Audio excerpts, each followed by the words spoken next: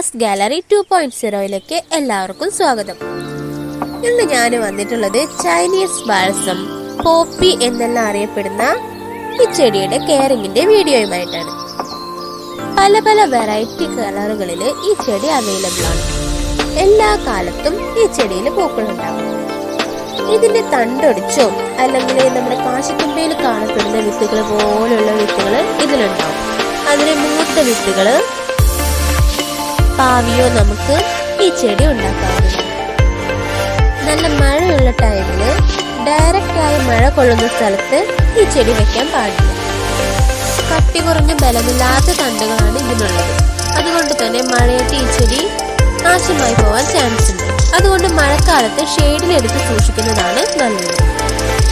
അതുപോലെ തന്നെ വേനൽക്കാലത്ത് ഡെയിലി വാട്ടറിങ് ചെയ്യേണ്ടതാണ്.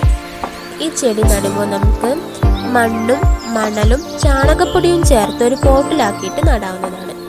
ചാണകപ്പൊടി അധികം യൂസ് ചെയ്യരുത്, കാരണം മണ്ണിൽ നൈട്രജന്റെ അളവ് കൂടും. അപ്പോൾ കൂടുതലായിട്ട് ഇലകളായിരിക്കും വളരുന്നത്.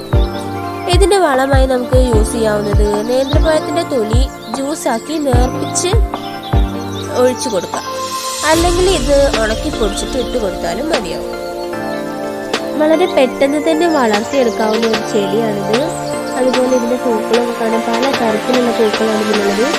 പൂക്കളൊക്കെ കാണാൻ വളരെ ഭംഗിയുള്ളൊരു പൂക്കളാണ്. അപ്പം ഇന്നത്തെ വീഡിയോ നിങ്ങൾക്ക് ഇഷ്ടമായെങ്കിൽ ലൈക്കും ഷെയറും ചെയ്യാൻ മറക്കല്ലേ. അതുപോലെ തന്നെ സബ്സ്ക്രൈബ് ചെയ്യാതെയാണ് നിങ്ങൾ കാണുന്നത്, പ്ലീസ് സബ്സ്ക്രൈബ്.